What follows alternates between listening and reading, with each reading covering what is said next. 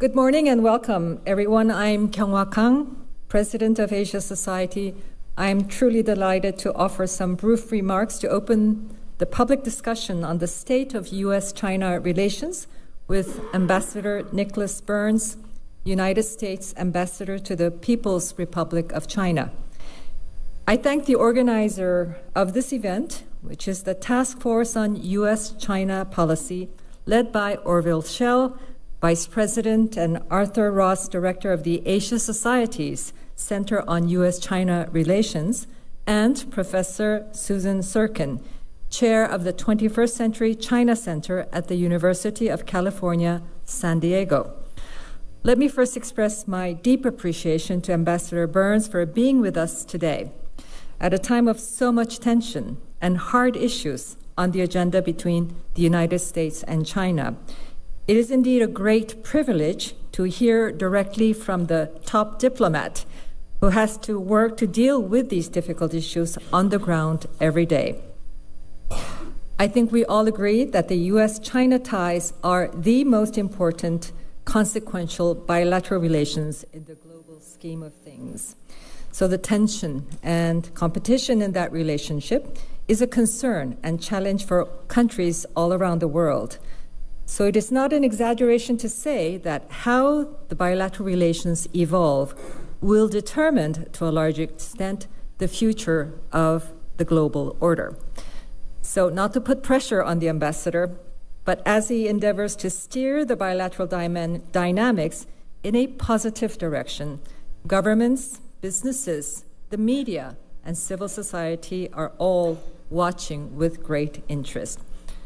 And he is more than up to the task.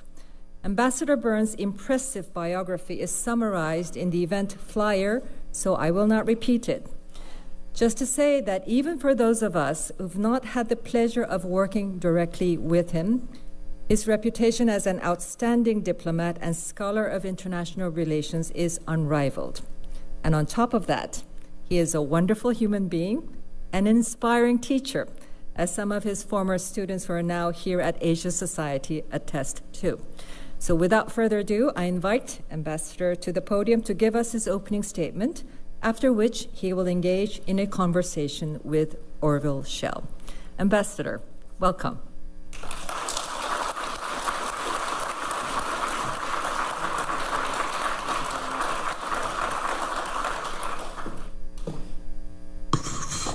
Madam President, thank you very much for that very warm introduction. I appreciate it very much. Thank you for your stewardship of the Asia Society. When I think about America's relationship with Asia, broadly defined, this is the great institution of the United States and the central institution. And so, been here many times. I've sat in the audience and listened to a lot of great speakers, and I've had the pleasure of speaking as well. So good morning, everybody. It's a pleasure to be here. I look forward to a good conversation between us this morning about a relatively carefree, easy, non-controversial subject, the relationship between the United States of America and the People's Republic of China.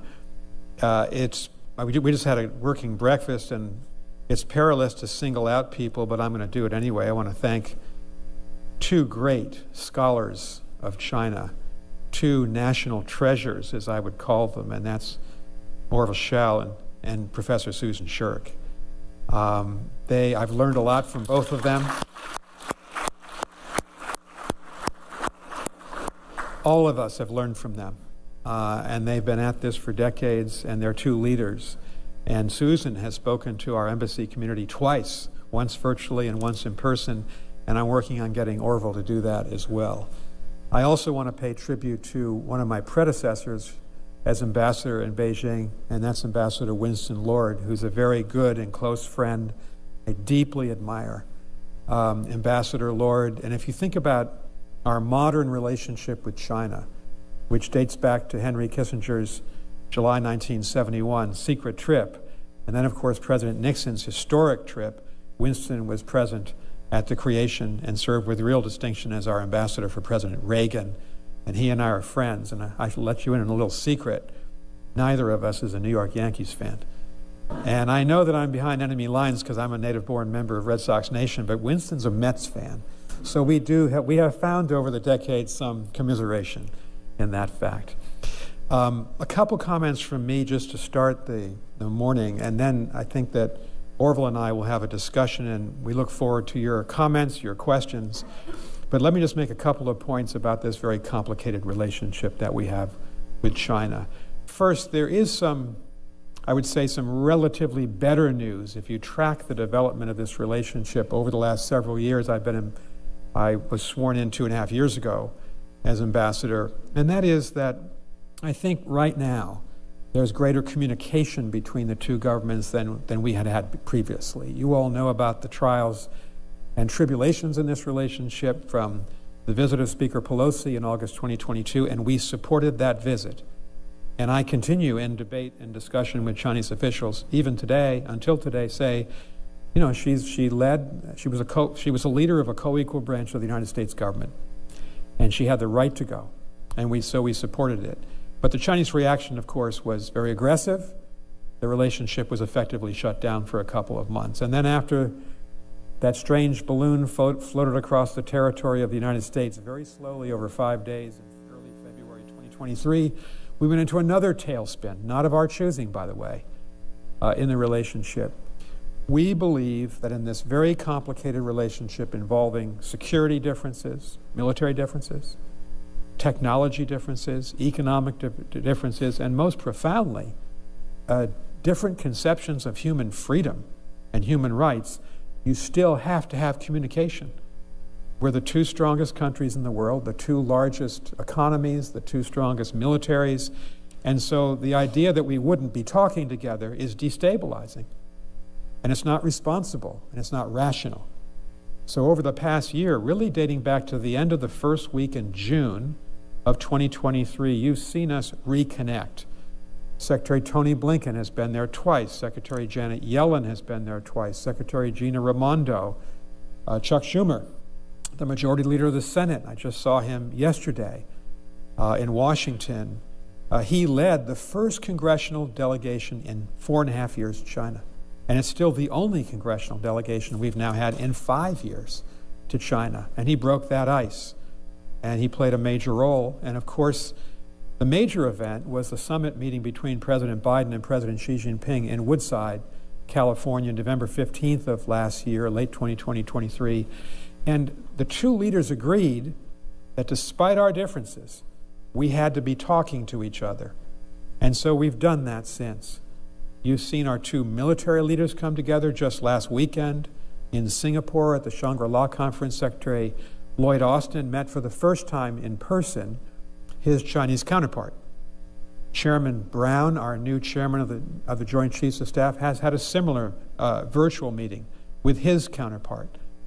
We've got to have our two militaries talking together, given the very close proximity of our air forces and navies, in particular in the Spratly and Paracel Islands, international waters and airspace of the South China Sea, in the Senkaku Islands, Diaoyu Islands of the East China Sea, and of course in the Taiwan Strait, which is heavily contested. And so that's, in our view, reasonable and responsible that our two militaries should be in communication with each other. Second, we just started a nascent conversation on artificial intelligence. 2 weeks ago, our experts met at a fairly senior level with their experts in Geneva to begin a conversation on the risks associated with artificial intelligence connected to our two militaries. Third, I think as all of you know, since fentanyl is the greatest public health crisis in America, it's the leading cause of death of Americans 18 to 49. The majority of the precursor chemicals that make up the synthetic opioid that are made up by the drug cartels in Mexico, those precursors come from black market Chinese firms. And so we have prevailed. President Biden, Senator Schumer, myself, others have been working hard to convince the Chinese leadership, please help us to shut down the flow of those precursor chemicals. I can report to you now 6 months into those conversations that we have a new window of cooperation on counter-narcotics. We believe some progress has been made, but we need further progress to shut down the flow of precursor chemicals. and we are in intense work with the Chinese government to do that. We had not been working together for several years, and now we are. We think that is in the American national interest. And finally, when we think about diplomacy and the relationship between two big, globally oriented countries, you have to start with people, because people are the foundation stone of any relationship. And what's been remarkable since the time that Winston accompanied President Nixon to China in that great trip that I watched as a 16-year-old in February 1972, our people have engineered a symbiotic relationship. The number of American students was at 15,000 as recently as 2015-16, but because of zero COVID and the pandemic, it's now about 880 American students in China versus 300,000 students, Chinese students here in the United States. If you think about tourism, there were millions of tourists, Chinese and American, going back and forth as recently as 2019. And tourism in the United States, by the way, Chinese tourism, is a $30 billion business. If you think about the state of California, New York City, Washington, D.C., very important to us. And what happened during COVID, particularly in the application of zero COVID, the PRC policy within China, our two societies were decoupled. And so the two presidents decided in Woodside, California, let's reconnect our two societies. And my mission in China, our embassy in Beijing, our consulates in Wuhan, in Shenyang, in Shanghai and Guangzhou, we've been working on this. We want more students to come back, American students. We'd like to see a return of flights. Another interesting data point, there were 345 weekly direct flights between the United States and China pre-pandemic. As of a year ago today, 12 direct flights a week. We're now up towards 100, so we're making progress. But you can just see how the two societies had become physically alienated from each other, and that's not good if you're trying to create a future where we're going to compete, but we want to compete peacefully with each other. So those were the four accomplishments of the San Francisco meeting: closer military-to-military interaction, progress on fentanyl, an initiation of a discussion of artificial intelligence, and reconnecting our two countries, the people of our two countries. I think we've done relatively well in returning the relationship to some semblance of normalcy just over the last 6 or 7 months. That's the good news this morning. The bad news, or maybe the real news, the real story of this relationship, if you think about it in 2024, if you try to think what it's going to be like in 2034, 2044, I make the assumption, and I'm not alone in this, I think it's accurate, that we're locked in a long-term strategic rivalry between our two countries. We are systemic rivals. We have completely different and opposite views about human freedom and human liberty. We have very different views about what's happening in Xinjiang and the repression there, what's happening in Tibet and the sinicization of the school system and of culture by the Chinese authorities in Tibet. We lament what has happened in Hong Kong, the dramatic turnaround in Hong Kong. I was with Secretary Albright, Madeleine Albright, our great Secretary of State, on June 30th, 1997 in Hong Kong. We were at the turnover.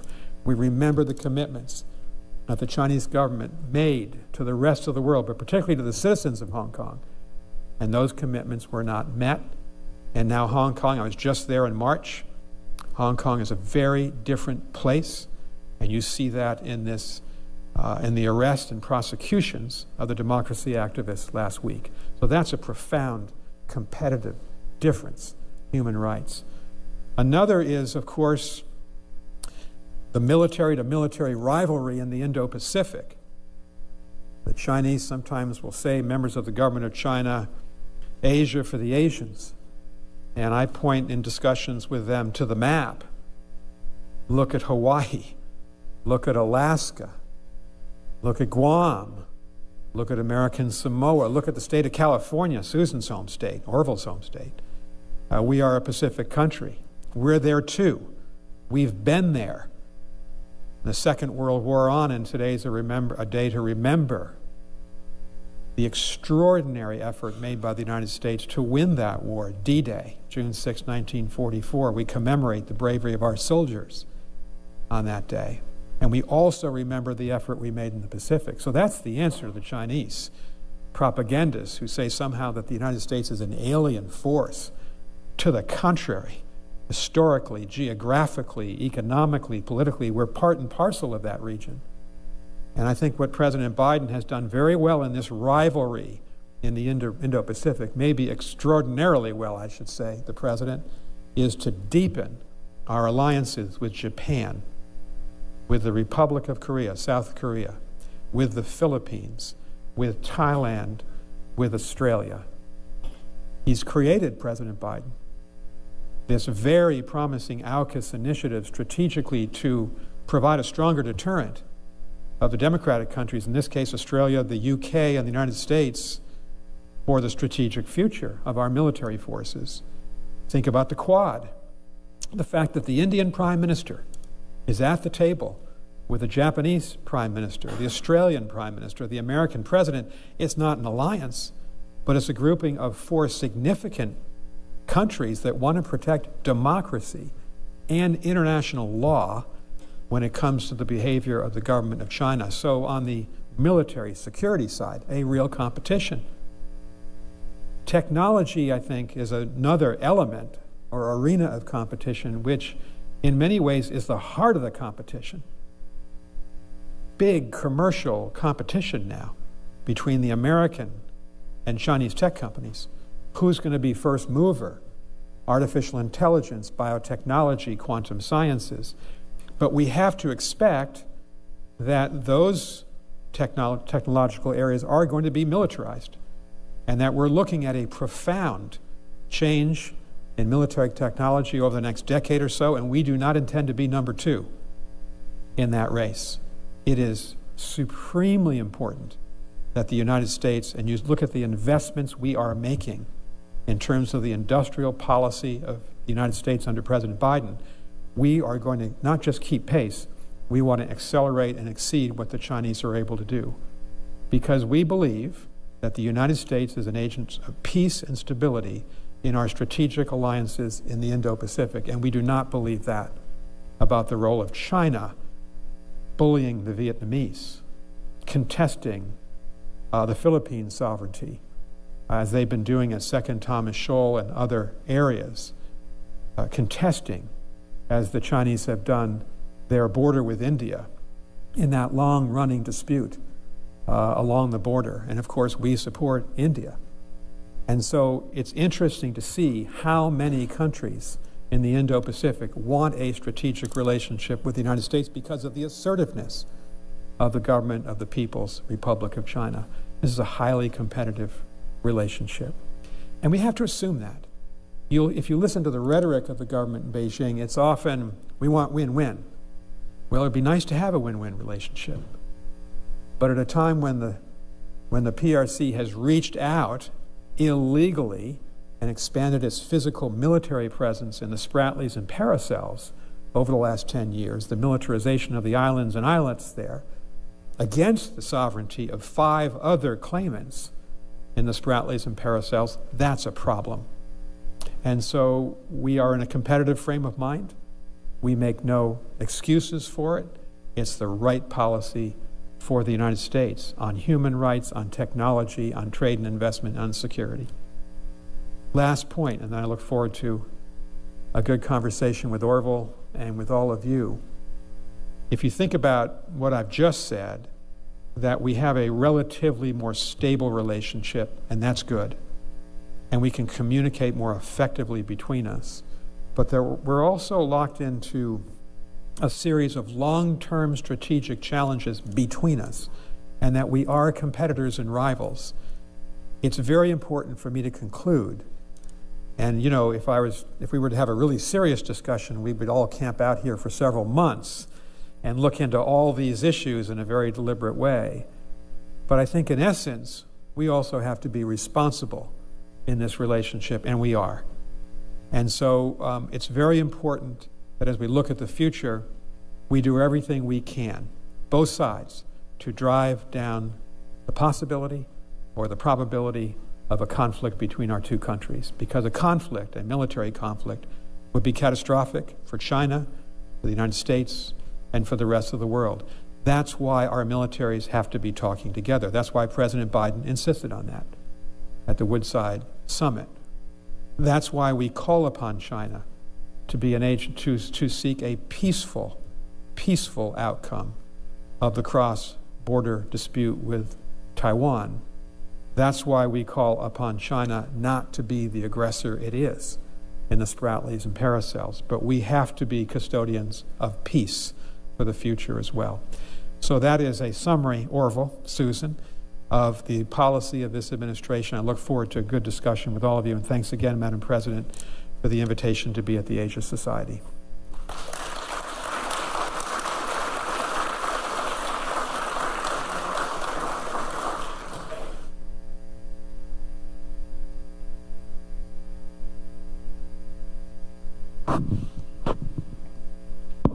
Well, thanks for those remarks, and thanks to all of you for coming.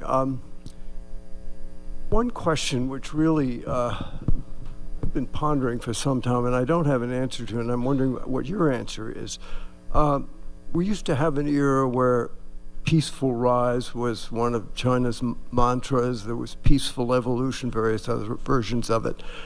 We've glided off into a place where China has managed to offend, just to name a few, Korea, Japan, Canada, Philippines, India, even Sweden, Norway.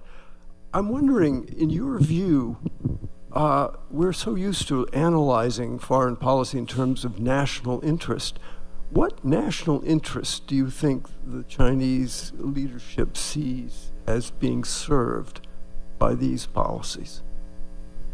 Good question. It's one of those questions we could design an entire course at Berkeley or Harvard or any place, Columbia, where Tom teaches. My own view, and I'm not alone in this, is that over the mid to long term, the Chinese leadership seeks to have China become the strongest power in the Indo-Pacific.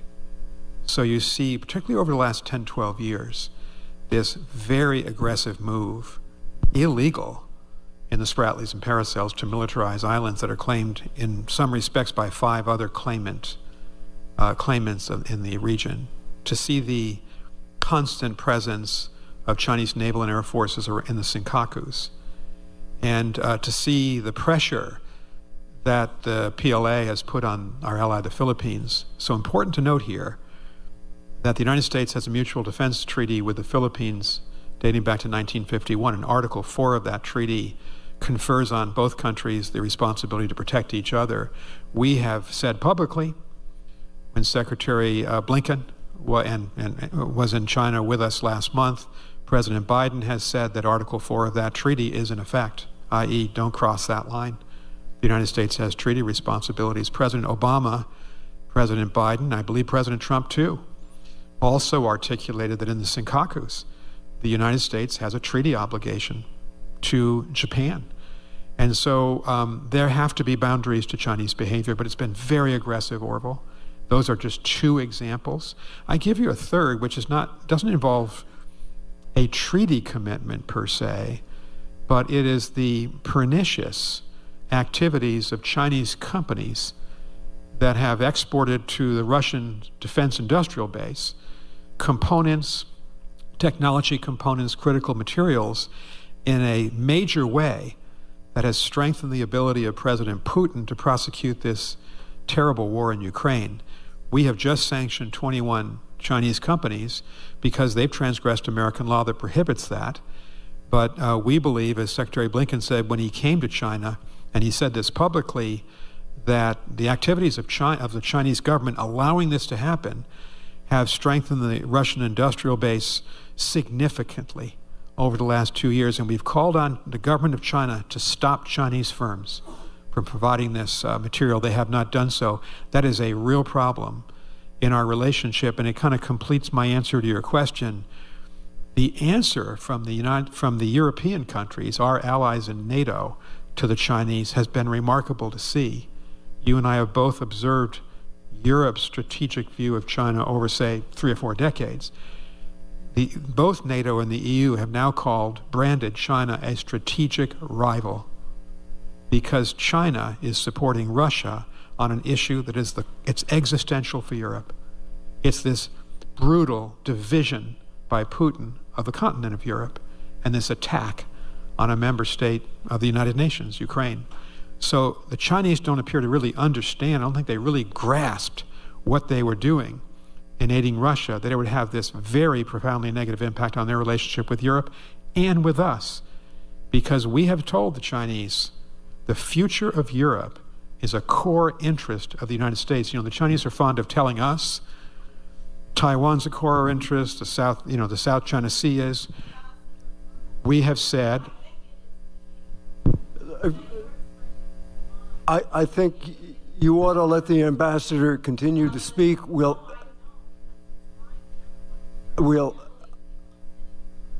I think you should allow the ambassador to speak, and we'll ask you to please leave the hall.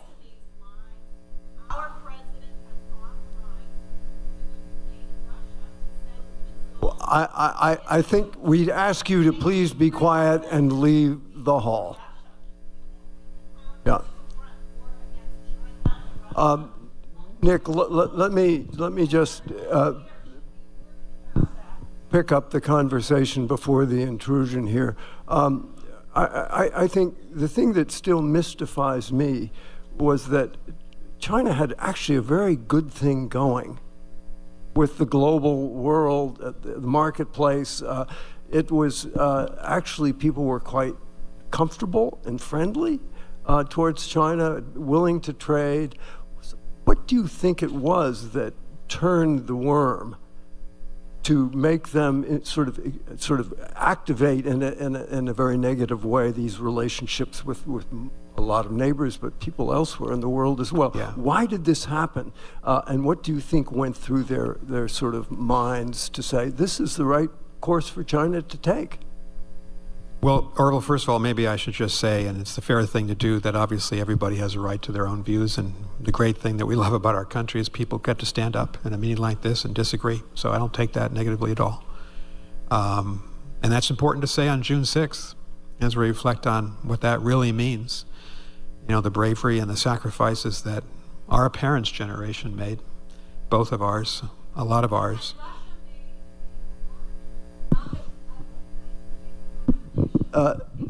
We will ask you to please to be silent so that we can hear from the ambassador.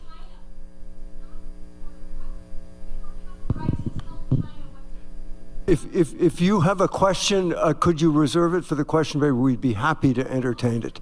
I'd be happy to answer your question once we finish. Yes.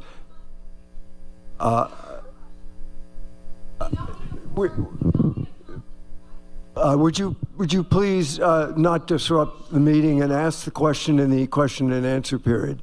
Otherwise, you are going to be escorted out. Yeah. Well, I think this gives us a suggestion. I think I remember your question. Yeah. This is a highly... And, you know, look, if people want to stay, I'm happy to answer any question like that. Well, we're going to have questions in a short moment. You know, I think that in a way, I remember when I was being confirmed by the Senate, and one of the things that I ended up saying in that testimony that day is that the Chinese leadership had been, this is October 2021, Senate confirmation.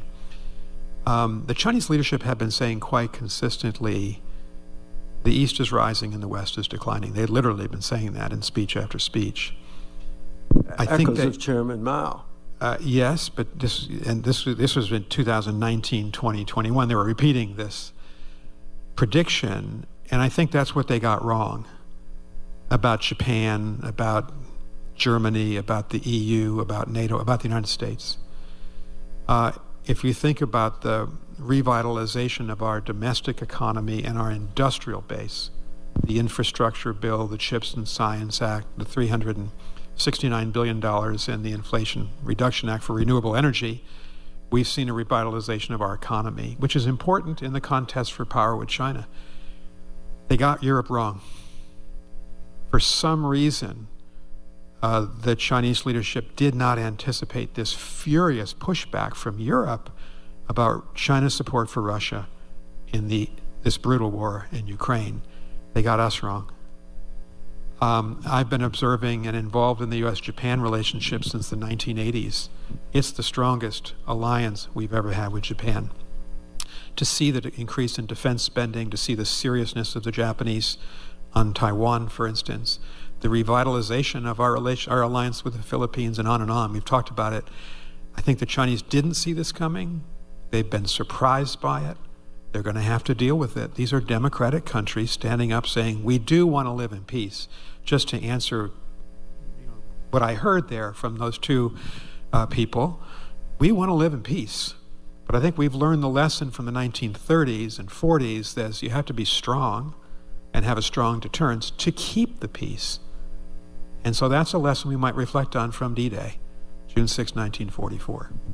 Well, I think we clearly are in a place where deterrence is the best answer we can come up with, deterrence that is as unprovocative as possible.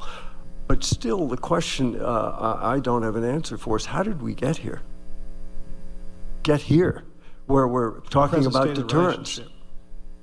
Because we were actually in a world where we were all sort of benefiting by the global fabric and the global marketplace, and engagement actually seemed to be quite successful. Well, I think, and you know this better than I do, well, I think we're a long way away from bide your time, hide your light. The reality of the last 10 to 12 years, maybe even going back to 2008, 9, 10, is a government in Beijing which has been extraordinarily assertive against its neighbors, many of whom are treaty allies of the United States or friends of the United States, like India. And so there's been a reaction, not just by the United States, by all those countries. And, you know, it is remarkable. Tom Christensen and I, Tom's professor at Columbia, had worked at a very different time. When I was Undersecretary of State for Condoleezza Rice and President George W. Bush, we worked with China in sanctioning Iran 4 different times at the Security Council. We worked with China, and Tom and I traveled together to Seoul and Tokyo and Beijing to sanction North Korea over its nuclear test. In 2006, we worked with China to try to stabilize Afghanistan in 2005, 6, 7, 8, 9, 10. And that's all gone. It's not because we changed. I mean, I have to say this. It's not that President Obama changed or President Biden. It's that the Chinese leadership has a different view, and they're contesting other people's borders and presenting a security challenge which is quite profound. So that's why you've seen this reaction, I think, from the neighbors and from us. So you mentioned that the Chinese leadership has changed, and I think we'd all agree. Why do you think this it did change in the way it has, when actually things were going reasonably well? Well, you know, it's hard for me. I certainly can't speak for the government of China and don't want to do that. You've seen a lot of changes. You've seen the rise of the party, probably the decline in power relatively of, say, the State Council. You've seen the end of collective leadership. You've seen a China that feels very confident, or at least it did, about its own power. I remember a book written by my colleague Graham Allison, when I was teaching at the Kennedy School. He interviewed the great Singaporean leader, Lee Kuan Yew, about 10 years ago, I think. And it was Lee Kuan Yew who says in the book, in the interview with Professor Allison, China is clearly seeking to become the dominant power in the Indo-Pacific over the United States. There's a second question. Well, what are they seeking beyond that? Some people say, well, they want to be the strongest global power eventually. Well, the way to keep the peace, and this gets to some of the critical comments that people have a right to make, is to be strong, to be consistent, to support our allies, to have a strong military presence, as we must do, but to act responsibly, too. and to have a greater degree of transparency between the two militaries, which we are seeking, and to openly declare, as I did this morning, we don't want conflict. If you track President Biden's comments on China, and you can just look them up, he almost always says in most of his considered comments when he's talking about this, we don't want conflict with China. We're going to compete. We're going to stand our ground on issues that we believe in, but we don't want conflict. That's responsible.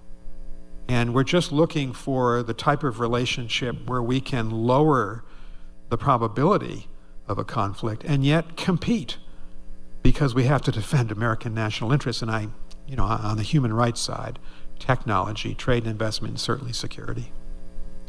I mean, as you sit in Beijing in the embassy and you interact with the Chinese government, do you think the United States should still assume it has a capacity to help shape what China does? Or do you think those days have vanished and we're simply in a world where we have to respond and deter? That's a really good question. And I think, Orville, in a way, it traces the evolution. I served when I was Undersecretary of State at a time when we asked China to be a responsible stakeholder in the international system. Worked for President Clinton, not on China. I worked for him on Russia, but still President Clinton believed, and Susan was part of this administration, that let's have China come into the WTO. Let's integrate China, because if we integrate China, it'll be a responsible country. I think we're way past that. And I'm not criticizing, by the way, decisions that were made 20 years ago, 15 years ago, based on the politics and reality of those times. But certainly, if you look at the world, at Chinese behavior in 2024, completely different. Aggressive. Dismissive of some of its neighbors, but also the greater repression inside China. So I don't think we're in a period of time when we believe we can suddenly change the behavior of the government, but we can change the environment, which is what we've sought to do in strengthening our alliances, particularly in the Indo-Pacific, but then to see Europe and work with the EU, for instance, in a strategic policy together in the Indo-Pacific, and to do the other things that President Biden feels are important: invest in our own country, strengthen our industrial base, strengthen our alliances, and compete on these areas that I've talked about. That's our policy, and that's the right policy, and it's really to form a different environment around China. So how do you now look back on those halcyon years of engagement? Do you look at them as a good try, worthy, worth doing, a mistake? What's your attitude towards that sort of past period? I think we were right to try to engage Deng Xiaoping, Jiang Zemin, Hu Jintao. There were opportunities to engage. I presented a couple of specific examples. We worked pretty well with China. I was the lead negotiator on Iran for 2005, 2008, and we had a common view that both countries and the UN Security Council should sanction Iran for trying to become a nuclear weapons power. Those days are long gone. Was it the right decision to work with China? Yeah, we put pressure on Iran. We put pressure on North Korea with the Chinese back in 2006 and 2007. We had the six-party talks in 2005 and 2006 trying to get some progress on North Korea, and China in many ways was one of the leaders of the six-party talks. That was a different time. We were right to test the proposition that we could work with China. But then, of course, you have to be realistic when you see convincing, overriding evidence that China has changed and that it seeks a much stronger position in the world against our interests. We had to respond. And so you saw that from President Obama, you saw it from President Trump, and you've certainly seen it from President Biden.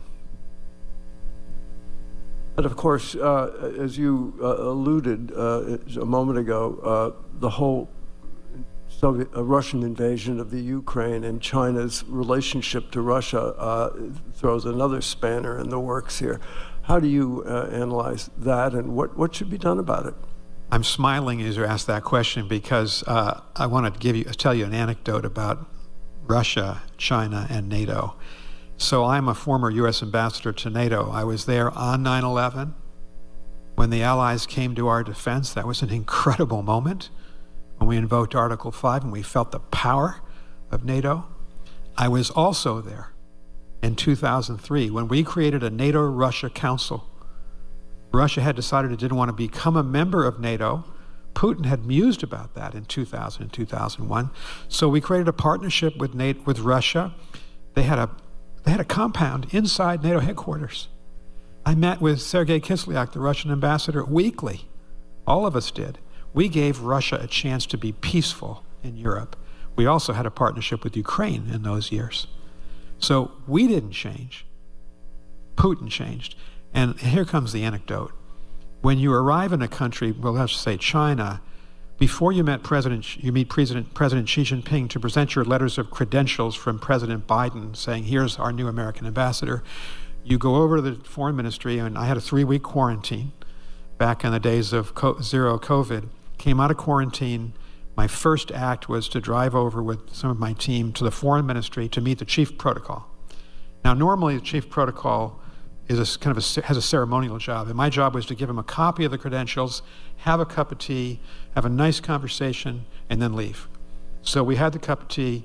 I presented my copy of my credentials. He said, I need to talk to you about one issue. I said, what's that? He said, NATO. And this is 1 month after Putin's invasion of Ukraine. This is late March of 2022. And he said, NATO caused the war. And I couldn't believe what I was hearing. I was just focused on the cup of tea and the copy of the credentials. And so we had a debate. And I said, well, you know, he's an ambassador. And I have great respect for him, by the way. I'm not making fun of him at all. It's just, it's a story that illustrates the problem.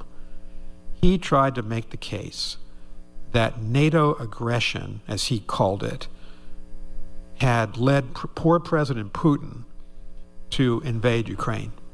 And as a former ambassador and had lived the story of the NATO-Russia relationship, I debated him and he debated me, but I left and I thought, that's extraordinary. This is how it's going to be? We're going to argue over basic facts? I know the facts, and the facts are incontrovertible. So it's continued like that until today. If you look at Chinese government statements, they continue to say that NATO caused the war. It is a preposterous statement. But nobody believes it. Dick, they also seem to be saying, and I think might say more and more, that it is the American alliances, American postures, which are forcing them in a way to, let's say, attack Taiwan, the Senkaku Islands, the South China Sea. In other words, that our provocation is what's going to force them into taking even more aggressive and belligerent action. We have not been aggressive on Taiwan. Winston is here. The United States follows the one China policy first articulated by President Nixon in February 1972. As President Biden has said every time, including in formal statements, one China policy, we're sticking to that. We have not deviated from that. So for the argument to be made that somehow our actions have triggered a different Chinese posture, I think it's the reverse. South China Sea. You know, international law is important. Law of the Sea Treaty of 1972 is important. China has gone over the line. I mean, talk to the Vietnamese, talk to the Filipinos, talk to the Taiwan authorities, talk to the Malaysians, talk to Brunei, the other claimants of the Spratlys and Paracels. Talk to the Indian government about the Himalayan border dispute. Yes, where Arunachal Pradesh is being claimed by China, and ultimately that shoe will fall. Well, and you know, we've been very supportive of the Indians on this for several decades now, going back to the George W. Bush administration. So I would make the argument, Orville, I'm making the argument, we've been consistent, and China has a new policy, and so therefore we have to defend, as we are doing at Second Thomas Shoal, our allies. So besides our efforts to deter, do you see anything that the Americans have failed to do that they could do, which might ameliorate the situation somewhat? Or do you see the preponderance of the responsibility lying on the other side? So at one point in the Clinton administration, I was State Department spokesperson, so I learned a good lesson there. if you don't really want to answer the question you asked, you just answer the question you hoped would be asked. So with your permission, I would just say, I mean, I'm not here to say... You're going to dodge my question. I'm going to dodge the question, but I'm going to try to answer it too in this fashion. I honestly can't look back at the last three and a half years of the Biden administration and say, I wish we had done this or that. That's not part of my job. It's not constructive. But I will say this. What's important that we continue to do? I mean, a lot of our discussion has been about where we're opposed to what the Chinese are doing. And I stand by everything I've said. But we've got to continue to talk. That's what diplomacy is all about. We are dedicated to that. We are dedicated to hashing out these issues, at least being clear about our differences with the Chinese leadership. We want to drive down the probability of conflict. So getting our militaries together, supremely important. Secretary Austin took a big step towards that last weekend. That's important. What do we continue to do to stabilize the relationship? Because we assume this continued competition and disagreement for many years to come, well into the next decade. That's the responsible thing to do. So compete, deter, but keep the door open. And of course, history does have a way of moving along, and things will ultimately change. We have to be, I think, ready for those changes to come in China, whenever they might be. And, well, that's another reason why you continue to talk. And it's a big reason why you you want to reconnect our two populations. You know, there are some people out there in our country saying, decouple the two economies. We don't believe that. We think that would be injurious to the global economy and our own, and China's.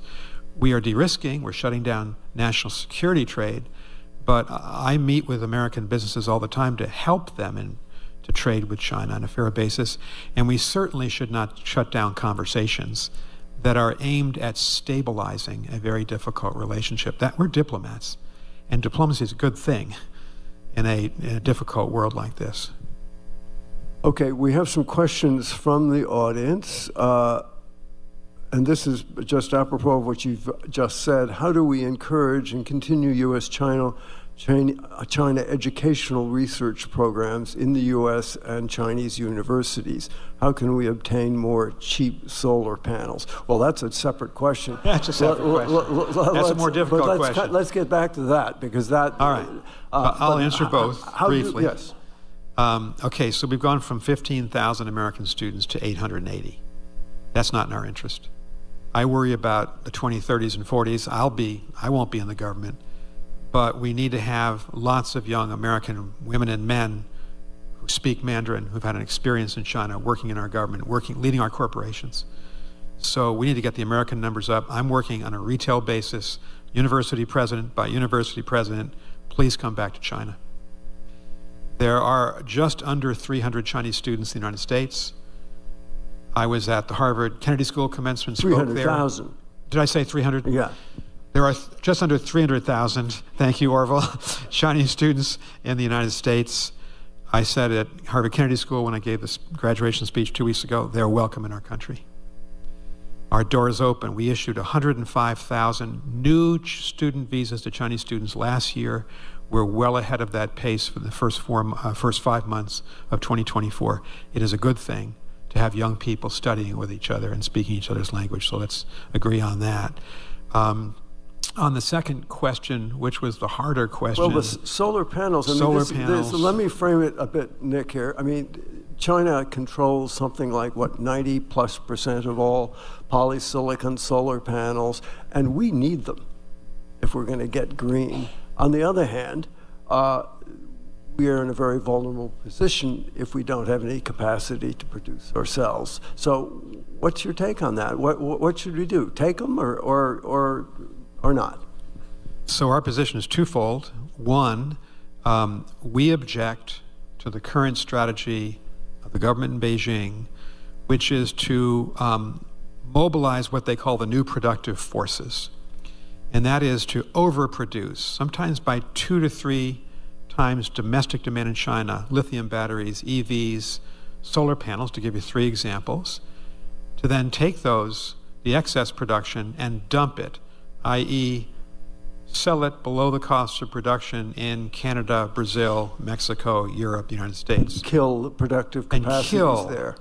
The nascent industries in those countries, and we saw that happen in Europe with solar panels.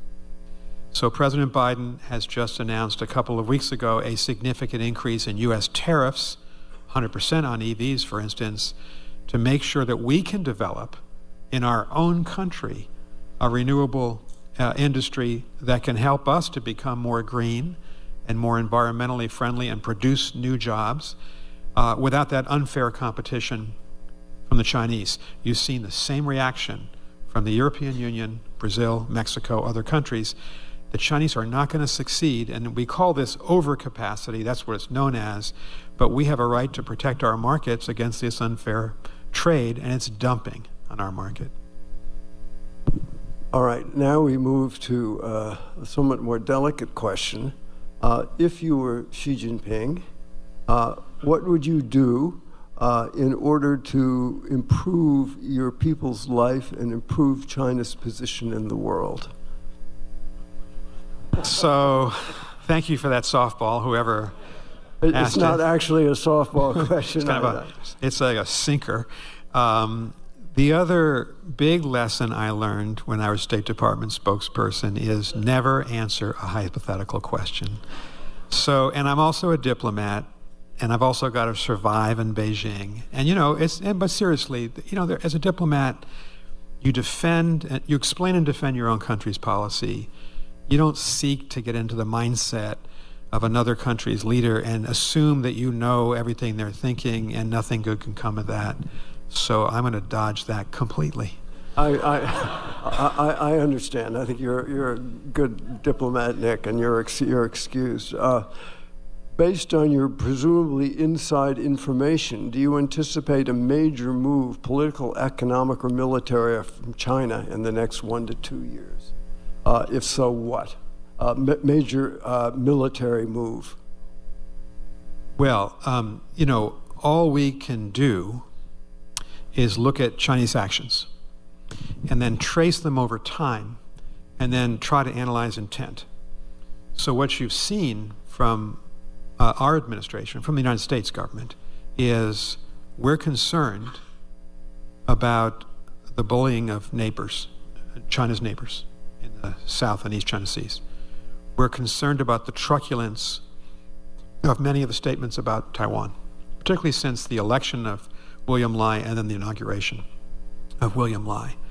Certainly concerned about the overproduction, very concerned as well about this Chinese company investment helping the Russians to prosecute the brutal war. So we see what's happening. We assume, if you look at Chinese statements on overcapacity, they've not given an inch. On Russian defense industrial base, we've not seen any alteration of their behavior. So we have to react. In the case of the Russian defense industrial base, U.S. sanctions against Chinese firms. We've done that in the last couple of weeks. In the case of overcapacity, in part, the tariff decisions of President Biden, which is absolutely the right thing to do. So that's how I'd answer that question. You know, we don't have a crystal ball, but part of the, if you think about the utility of embassies and consulates, first order of business, take care of American citizens. First order of business. That's why we created them in the 1790s. Second, you know, my job is to reflect the views of the United States government and messages and communicate them to the government of China. My job is to understand what the government of China is doing and analyze that and communicate that back to Washington. We don't have crystal balls, but there's been a consistently aggressive behavior on some of these issues that is clear to see. So you respond in the way that we've responded. As you are now probably familiar, China's Communist Party's suppression hasn't stopped at Chinese borders. It has used diplomats and agents to blackmail and silence narratives not in its favor abroad. I think this question is asking about the efforts of the Chinese Communist Party to control the narrative abroad about China as well as at home. What are your feelings on that? Well, you know, you can take this question in a couple different directions. 2 quick points. One is, we have not looked kindly on the Confucius Institutes that 10 or 15 years ago, there were many across the university system in the United States, and our advice to universities has been, these are not productive institutes. These are agents of Chinese government influence, and so you've seen us say that. The larger question is interesting, Orville. There's a battle of ideas underway. The government of China seeks to downgrade the international order that we helped to build after the Second World War, after D-Day, the Universal Declaration of Human Rights, the rule of law, the red line that one country doesn't have the right to invade another across its territory, as Russia's done in Ukraine. And there is an attempt by China, Russia, Iran, North Korea, Venezuela, other countries to undermine the basic order that we've established over 80 years to try to keep the world more peaceful. And we're onto that. So there's that part of the battle of ideas. Another part of it, which we have to respond to, is, you know, you go into most hotel rooms around the world, on any continent, there's CGTN. They've put billions of dollars in Beijing into this vast influence network, propaganda network, and, you know, we've got to respond to that. In our embassy, we are on Chinese social media. We're on Weibo and WeChat with accounts. We'll put a speech by Secretary Blinken. We'll put something I've said on Chinese social media, and it's taken down by the censors. We change the title. We try to get it back on. Maybe it gets on for 20 more minutes or 2 more hours. It's taken down by the censors. Great Firewall means that most Chinese citizens don't know about Tiananmen. They don't know what's happening in Xinjiang in their name. They don't know what's happening in Hong Kong. And so we have a self-interest, and I think an obligation, to contest the battle of ideas. It's a peaceful battle. It's a peaceful contest of our ideas versus theirs. One thing I've done is to initiate on our social media platform, on Twitter, on X, a series called Conversations in Diplomacy. So I've interviewed Condoleezza Rice. What was it like to be in the civil rights struggle? We just put on the website this morning, interview I did with Jason Collins. This is Pride Month. And Jason Collins was the first major American athlete, basketball player in the NBA, to come out and say, I'm gay, and to do it while he was playing. I interviewed Jason, remarkable human being. And what we're just trying to show the Chinese people, and we try to get this on Weibo and WeChat, is to say, we don't think we're perfect. We, you know, the famous words, we're seeking a more perfect union. But we are struggling, and we are doing well in forming a democracy where people have a right to speak out. Condoleezza Rice and her parents, African-American civil rights struggle. Jason Collins trying to speak up for LGBTQ plus rights. And we're just trying to show that side of American democracy, of free speech, of contesting ideas. People can stand up in auditoriums like this. I mean, that didn't bother me. We don't want to have them interrupt and prevent a discussion, but they have a right to speak out and criticize me. And that's not what's happening, obviously, in China. So we try to show that side of American democracy. Nonpartisan, by the way, too. Well, listen, I think, given the last measure of devotion here, thank you. And thank you all for coming. It's been very interesting. It's been wonderful to have you. Thank you, and thank you for you, Orville, and Susan, and President Kong, and thanks to all of you for coming out. This is a very important subject, and I've appreciated the conversation this morning. Thanks.